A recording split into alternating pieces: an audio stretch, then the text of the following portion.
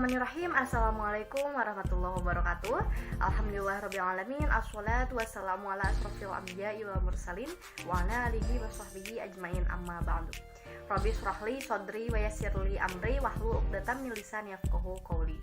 Yang terhormat dosen pengampu mata kuliah konsep dasar ilmu pengetahuan alam, Bapak Haji Yayan Carlian MPD dan Ibu Ine Martiana Pratiwi MPD, serta teman-teman kelas 3A PGMI yang saya banggakan.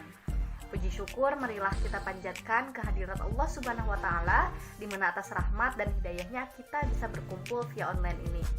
Shalawat beserta salam semoga tetap terlimpah curah kepada junjungan kita, yakni Nabi Muhammad SAW. Pada hari ini kami kelompok 7 insya Allah akan mempresentasikan materi mengenai materi dan perubahannya. Adapun anggota kelompok 7 yaitu Dini Fitri Nuraini, Elsa Sulistia, Elva Nurul Aini, dan saya sendiri Eris Trisdianti. Baik teman-teman sekalian, untuk memulai kegiatan presentasi ini marilah kita ucapkan basmalah bersama-sama. Bismillahirrahmanirrahim. Selanjutnya yaitu pemaparan materi pertama yang akan disampaikan oleh Dini Fitri Nuraini. Kepadanya dipersilakan. Materi dan sifat-sifatnya.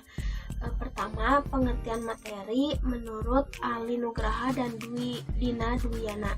Materi ialah segala hal yang memiliki massa, menempati ruang, dan memiliki sifat seperti dapat dilihat, dicium, didengar, diraba, atau dirasa. Materi adalah setiap objek atau bahan yang membutuhkan ruang dan jumlahnya dapat diukur oleh suatu sifat yang disebut massa. Secara umum, materi juga dapat diidentifikasikan sebagai sesuatu yang mempunyai massa dan menempati volume. Jadi, materi juga dapat didefinisikan sebagai segala sesuatu yang memiliki massa dan menempati ruang. Selain itu, istilah materi juga meliputi segala sesuatu yang bisa dilihat dan disentuh seperti buku, air, dan tanah, dan juga sesuatu yang tidak dapat disentuh seperti udara. Nah, ada banyak cara yang dapat kita gunakan untuk mengetahui mana yang termasuk keadaan materi dan mana yang tidak termasuk keadaan materi. Nah, untuk mengetahuinya, mana yang disebut dengan materi dan mana yang tidak termasuk ke dalam materi, kita ambil contoh udara. Udara merupakan materi dan kita bisa membuktikannya. Salah satunya kita bisa membuktikannya yaitu dengan meniupkan udara ke dalam balon. Balon yang kita tiup tersebut akan mengembang karena materi mempunyai massa dan menempati ruang, yaitu balon itu sendiri. Jadi, dapat kita simpulkan bahwa materi itu ialah segala sesuatu yang mempunyai massa dan memiliki dan menempati ruang atau volume. Kemudian ada pun sifat-sifat materi. Pada setiap materi pasti mempunyai ciri khas tertentu, di mana hal tersebut bisa memudahkannya untuk dikenali dan mudah untuk dibedakan dari zat lainnya. Nah, secara garis besar, sifat pada materi ini dibagi menjadi dua bagian. Di antaranya ada sifat fisis dan yang kedua ada sifat kimia. Pertama, sifat fisis atau nama lainnya adalah sifat fisika. Ialah sifat yang dapat dilihat dan diukur secara langsung yang termasuk pada sifat fisika. Sifat fisis atau suatu materi yang berhubungan dengan perubahan fisik, contohnya seperti wujud suatu materi seperti padat, cair, dan juga gas, kemudian titik beku, titik lebur, dan titik didih, daya hantar panas dan listrik, juga massa jenis, rasa, warna, dan bau, kemudian juga sifat ketertarikan materi. Yang kedua ada sifat kimia. Sifat kimia ialah zat atau sifat yang hanya dapat diamati melalui reaksi kimia. Untuk mengukurnya, sifat kimia ini hanya bisa dilakukan dengan cara reaksi. Contohnya seperti gas hidrogen dapat berubah menjadi air yang direaksikan dengan gas oksigen. Setelah gas hidrogen dan gas oksigen bereaksi, dihasilkan zat baru yaitu air yang sifatnya berbeda dengan sifat zat pembentuknya. Kemudian contoh yang kedua ada pengaratan besi atau pembusukan makanan ataupun pembakaran bahan bakar. Terima kasih kepada Dini. Selanjutnya pemaparan materi oleh Elsa Sulistia. Kepadanya dipersilakan.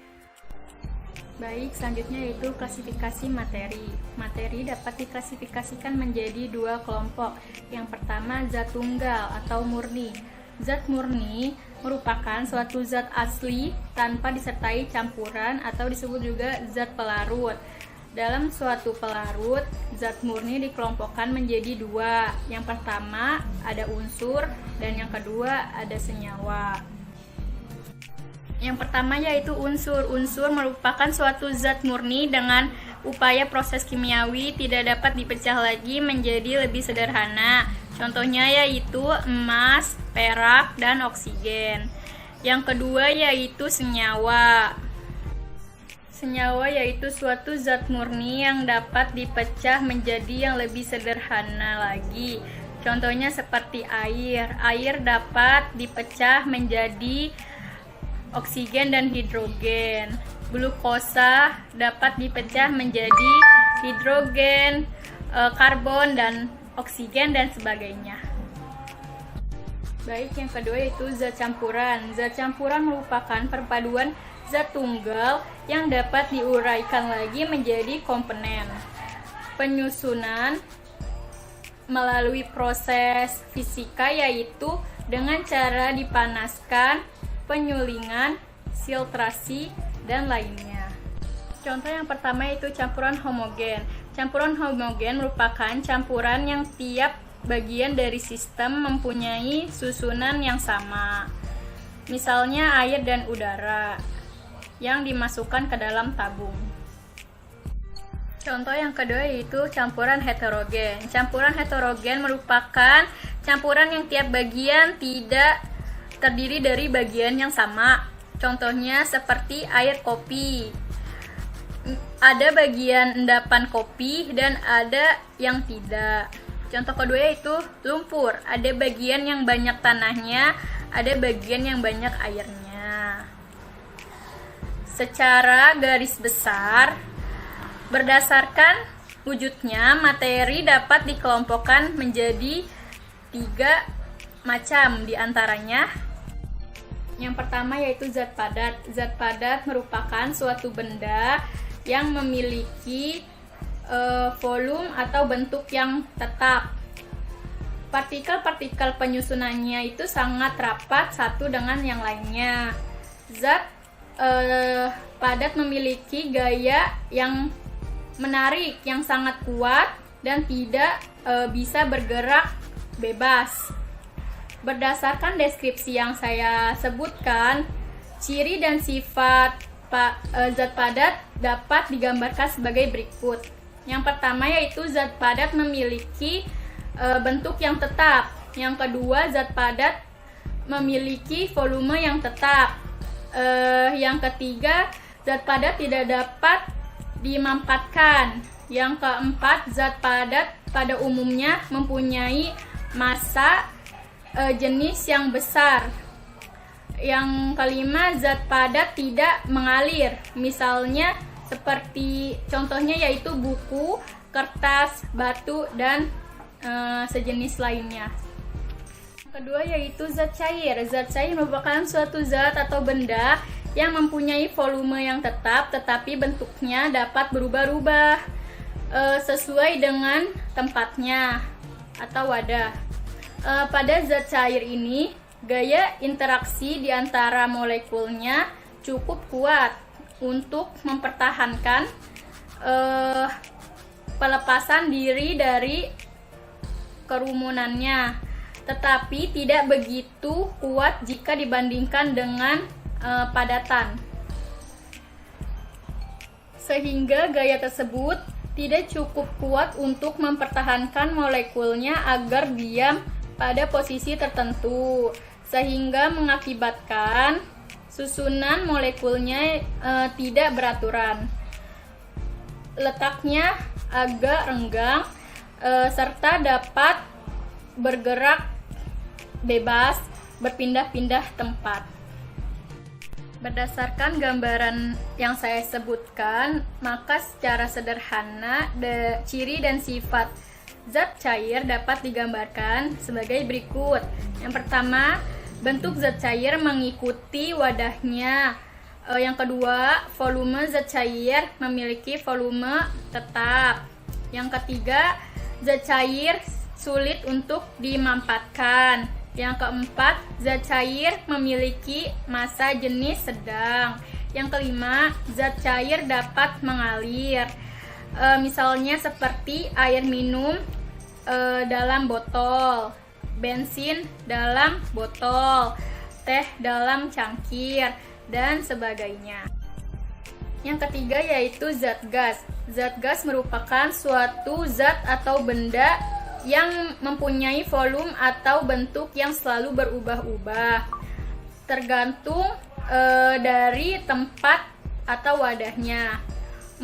Molekul gas terdiri dari 2 atom atau lebih. Contohnya gas CO2. Di samping itu, sifat khas dari wujud gas adalah sangat dipengaruhi oleh tekanan, sehingga gas secara spontan akan menempati ruang yang kerapatan udaranya itu lebih rendah dari kerapatan gas itu sendiri. Selain itu, volume gas bisa berubah karena perubahan suhu. Contohnya, sejumlah gas tertentu dalam suatu silinder, jika dinaikkan suhunya maka volume gas akan bertambah mengikuti kekuatan tekanan. Berdasarkan deskripsi yang saya bacakan secara garis besar, ciri dan sifat dari zat gas yaitu: yang pertama, bentuk zat gas mengikuti bentuk wadahnya. Yang kedua, volume dari zat gas sangat tergantung pada tempatnya. Yang ketiga yaitu kompresibilitas atau penempatan gas mudah dimampatkan. Yang keempat yaitu massa jenis gas lebih kecil dibanding zat air dan zat padat. Yang kelima yaitu gas dapat mengalir, misalnya seperti balon, ban sepeda, botol kosong, dan lain sebagainya. Terima kasih kepada Elsa. Untuk pemaparan materi selanjutnya akan dijelaskan oleh Elva Nurul Aini. Kepadanya dipersilakan. Di sini saya akan menjelaskan mengenai perubahan materi. Perubahan materi merupakan perubahan sifat suatu materi atau zat menjadi zat lain. Perubahan materi ini dibagi menjadi 2, yaitu perubahan fisika dan perubahan kimia. Yang pertama ada perubahan fisika. Perubahan fisika yaitu perubahan zat yang tidak menghasilkan zat jenis baru. Ada beberapa ciri pada perubahan fisika, yaitu yang pertama, tidak membentuk zat jenis baru. Misalnya pada beras yang ditumbuk menjadi tepung beras. Yang kedua, zat yang berubah dapat kembali ke bentuk semula. Contohnya seperti pada air menjadi es. Yang ketiga, hanya diikuti perubahan sifat fisika saja. Contohnya pada gula yang dilarutkan. Perubahan fisika lainnya dapat berupa perubahan pada bentuk, ukuran, dan warna. Pada perubahan ini ada kemungkinan untuk materi tersebut bisa kembali ke semula, tetapi tidak semuanya bisa kembali dengan bentuk yang utuh. Contohnya seperti piring yang pecah.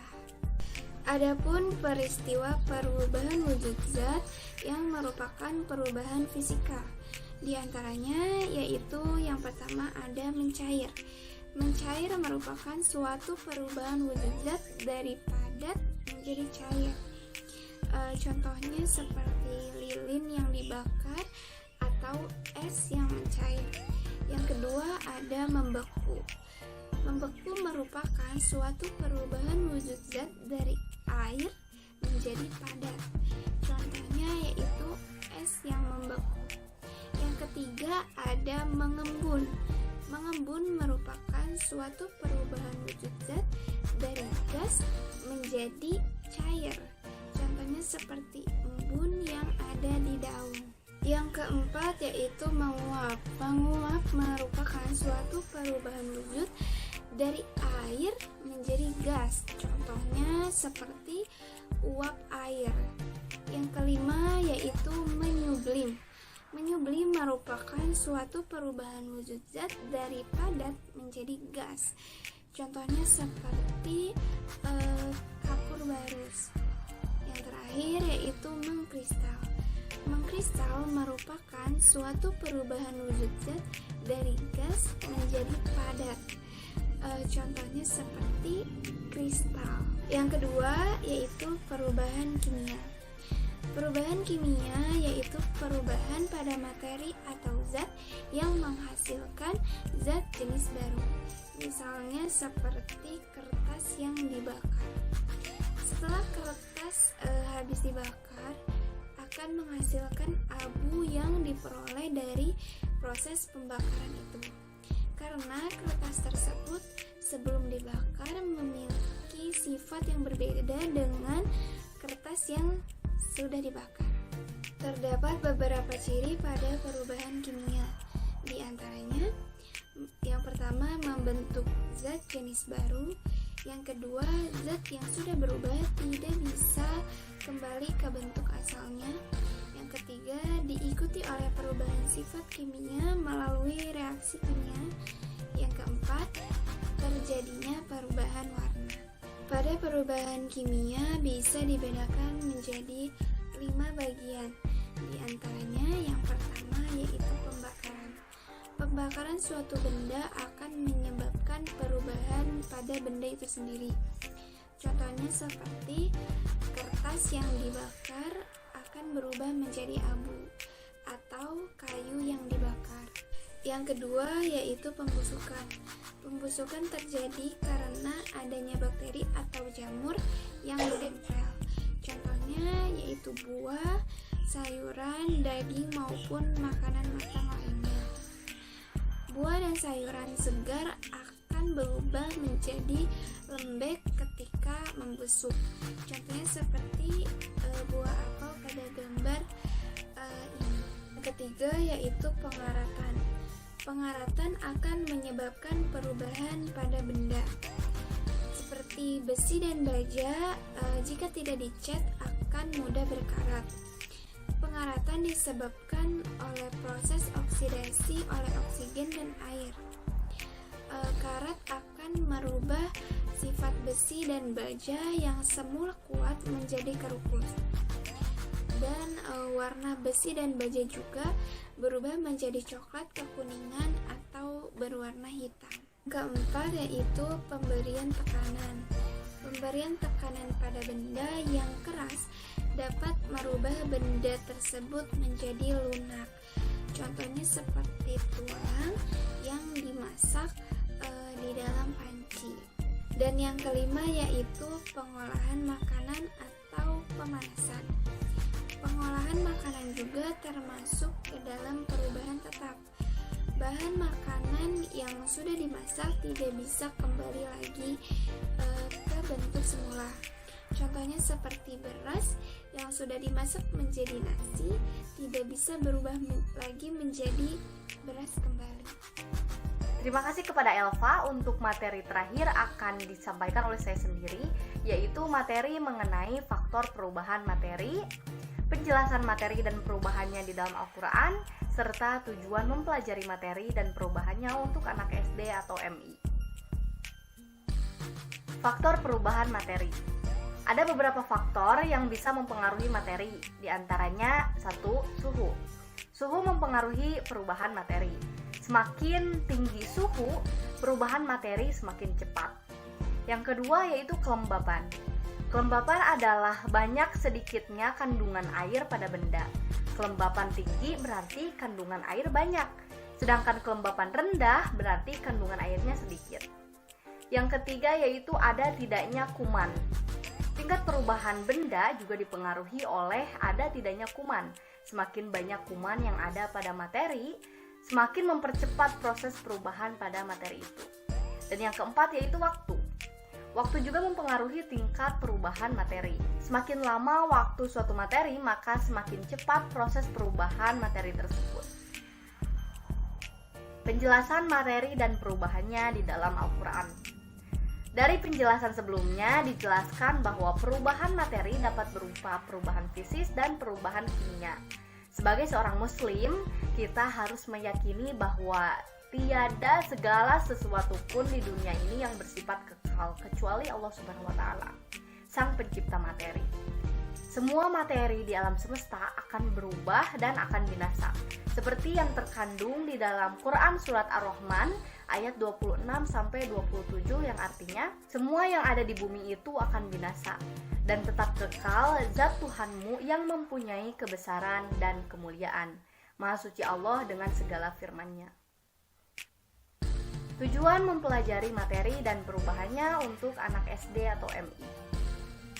Sains melatih anak untuk menggunakan 5 inderanya untuk mengenal berbagai gejala pada benda serta peristiwa yang terjadi. Anak dilatih untuk melihat, meraba, membau, merasakan, dan mendengar. Anak memperoleh pengetahuan baru dengan berbagai benda yang ada di sekitarnya.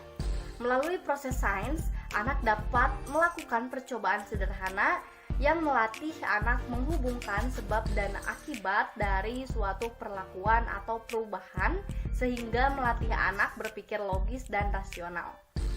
Dengan adanya kegiatan tersebut diharapkan satu, anak dapat mengamati detail objek berdasarkan warna, ukuran, kekerasan, dan lain-lain. Yang kedua, mengamati perbedaan benda, contohnya benda keras dan lunak. Yang ketiga yaitu mengamati ciri-ciri wujud benda seperti padat, cair, dan gas. Yang keempat, mengamati gambaran perubahan warna, bentuk, ukuran, serta berbagai jenis benda. Yang kelima, mengkelompokkan benda-benda padat, cair, dan gas. Yang keenam, mengelompokkan berbagai benda berdasarkan ciri fisiknya baik dari bau maupun rasa. Dan yang ketujuh, mengamati gambaran perubahan benda-benda yang menghasilkan listrik dan magnet. Alhamdulillah presentasi dari kelompok 7 sudah selesai. Demikian presentasi yang dapat kelompok kami sampaikan. Terima kasih atas segala perhatiannya. Mohon maaf apabila terdapat kesalahan. Akhirul kalam, wabillahi taufiq wal hidayah. Wassalamualaikum warahmatullahi wabarakatuh.